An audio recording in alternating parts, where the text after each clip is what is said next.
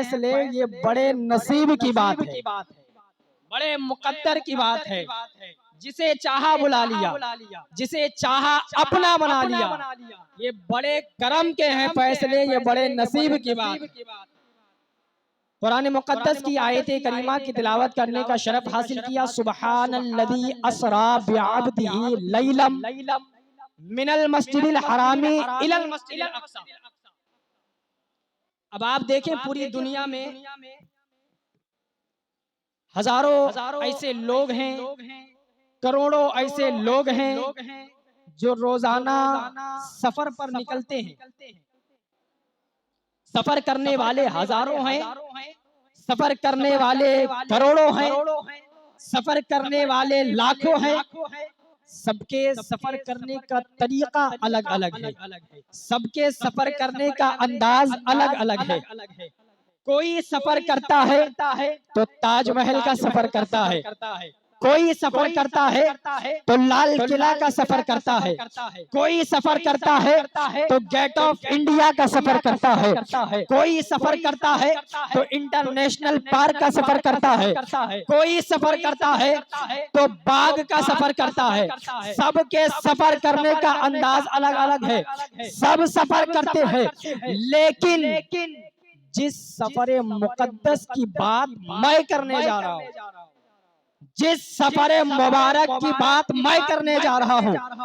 جس سفر عظیم کا تذکرہ میں کر رہا ہوں، وہ سفر ایسا سفر ہے، وہ سفر ایسا سفر ہے، وہ مقدس سفر ایسا سفر ہے کہ آپ جب اس سفر کو دیکھیں گے، آپ جب اس سفر کا مشاہدہ کریں گے،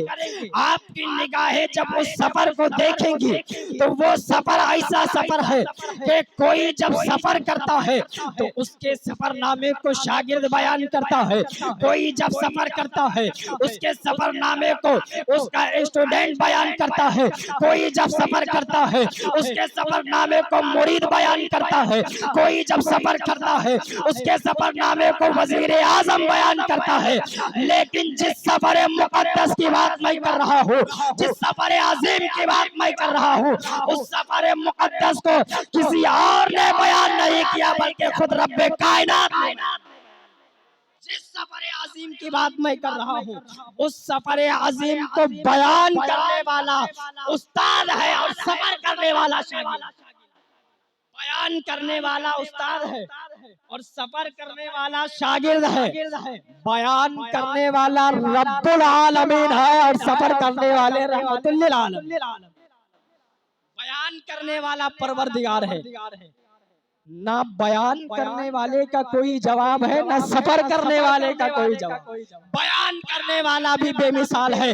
سفر کرنے والا بھی بے مثال ہے، نہ بیان کرنے والے کی کوئی مثال ہے، نہ سفر کرنے والے کی۔ سفر کرنے والا بھی عظیم ہے۔ مثال کے طور پر آپ دیکھیں، اللہ رب العزت نے سفر معراج کا آغاز سبحان سے کیا۔ اس کی ایک وجہ یہ بھی ہے کہ دنیا میں جب کسی کو بڑا مرتبہ دیا جاتا ہے، جب کسی کو بڑے منصب پر فائز کیا جاتا ہے، دنیا میں جب کسی کو اعلیٰ درجہ دیا جاتا ہے، جب کسی کو بڑے عہدے سے نوازا جاتا ہے، تو اس کے والدین، اس کے عزیز و اقربا، اس کے گھر والے، اس کے رشتہ دار والے، اس کے خاندان والے، اس کے بیٹے، اس کی بیٹیاں، اس کے تمام چاہنے والے اس کے اس مرتبے کو دیکھ کر کہتے ہیں سبحان اللہ۔ سب کہتے ہیں سبحان اللہ۔ والدین بیٹے کے مرتبے کو دیکھ کر کہے سبحان اللہ، بیٹا دیکھ کر والد کے مرتبے کو کہے سبحان اللہ، عزیز و اقربا کہے سبحان اللہ، رشتہ دار والے کہے سبحان اللہ، سب سبحان اللہ کہتے ہیں۔ لیکن جب سید الانبیاء، امام الانبیاء، سید المعصومین جناب محمد الرسول اللہ کو جب منصب عظیم عطا کیا گیا تو اس وقت نہ آمنہ ہے، نہ عبداللہ ہے، نہ عزیز و اقربا ہے، نہ چاہنے والے ہیں، نہ رشتہ دار ہے جو آمنہ دیکھ کر کہے کہ میرے بیٹے کو منصب عظیم عطا کیا جا رہا ہے، سبحان اللہ۔ عبداللہ دیکھ کر کہے میرے بیٹے کو مقام کیا، کس مقام سے نوازا جا رہا ہے، کہے سبحان اللہ۔ عزیز و اقربا دیکھ کر کہے سبحان اللہ۔ کوئی نہیں ہے، ابو بکر بھی نہیں ہے جو کہے سبحان اللہ، عمر بھی نہیں ہے جو کہے سبحان اللہ، عثمان بھی نہیں ہے جو کہے سبحان اللہ، مولا کائنات بھی نہیں ہے جو کہے سبحان اللہ۔ نہ بلال حبشی ہے، نہ زکریا ہے، نہ یحییٰ ہے، نہ طلحہ ہے، نہ زبیر ہے، کوئی نہیں ہے جو مصطفیٰ کے مقام و مرتبے کو دیکھ کر کہے سبحان اللہ۔ ایسے میں اللہ رب العزت کی رحمت جوش میں آئی اور کہا حبیب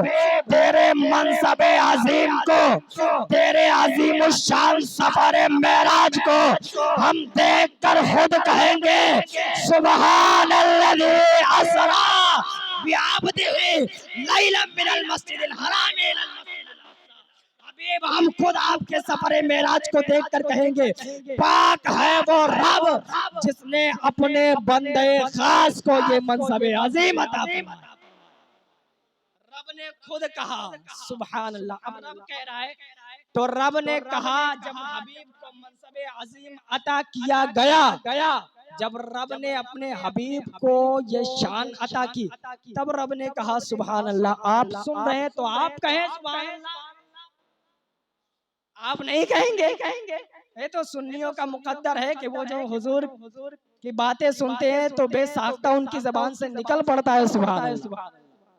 یہ تو ہمارا مقدر ہے اور میری گفتگو انہی لوگوں سے ہے جو امام احمد رضا کے ماننے والے ہیں۔ ہاں، میری گفتگو ان سے نہیں ہے جو احمد رضا کے عقیدے سے ہٹا ہوا ہے، ورنہ ہم نہ انہیں دیکھنا چاہتے ہیں نہ وہ ہمیں دیکھیں اور نہ ہم انہیں دیکھنا چاہتے ہیں۔ ہم تو انہیں کو مانتے ہیں جو احمد رضا والا ہے، ورنہ ہم تو اسے جوتوں کی نوک پر رکھتے ہیں۔ اب سنیں سفر معراج، حضور علیہ السلام کو منصب عظیم عطا کیا جا رہا ہے، مقام دیا جا رہا ہے۔ اعلیٰ حضرت نے یوں ہی نہیں کہہ دیا تبارک اللہ شان تیری، تجھی کو زیبا ہے بے نیازی، کہیں وہ جوش لنترانی کہیں تقاضے وصال کے تھے، کہیں وہ جوش لنترانی کہیں تقاضے وصال کے تھے، وہ سرور کشور رسالت جو عرش پر جلوہ گر ہوئے تھے، نئے نرالے طرف کے سامہ عرب کے مہمان کے لیے تھے، خوشی کے بادل امڑ کر آئے، دلوں کے طاؤس رنگ لائے، وہ نغمہ نعت کا سما تھا، حرم کو خود وجد آ رہے تھے۔ وہ نغمہ نعت کا سما تھا، حرم کو خود وجد آ رہے تھے اور کہا وہی ہے اول، وہی ہے آخر، وہی ہے ظاہر، وہی ہے باطن، وہی ہے اول، وہی ہے آخر، وہی ہے ظاہر، وہی ہے باطن، اسی کے جلوے اسی سے ملنے اسی سے اس کی طرف گئے تھے، اسی کے جلوے اسی سے ملنے